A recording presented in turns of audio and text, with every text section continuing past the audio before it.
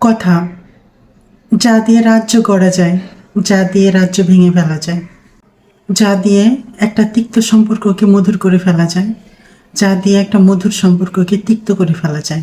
যে কথাটা অপ্রয়োজনীয়, একটা কথা মানুষকে বললে সে আঘাত পাচ্ছে, কিন্তু কথাটা না বললে কোনো ক্ষতি নেই, তাহলে সে কথাটা বলবেন কেন? আত্মীয়তার খাতিরে, রক্তের বন্ধনের খাতিরে, ধর্মের বিধানের খাতিরে সম্পর্কগুলো রক্ষা করি জাস্ট। তারা হয়তো জানে না তারা আমাদের মন থেকে অনেক আগেই উঠে গেছে। কখনো এমন কোনো কথা বলেছিল যেটা হয়তো সে নিজেই ভুলে গেছে, কিন্তু আমাদের বুকের মধ্যখানে সে কথাটা তীর হয়ে আটকে আছে। অপ্রয়োজনীয় আঘাতগুলো মানুষকে করবেন না।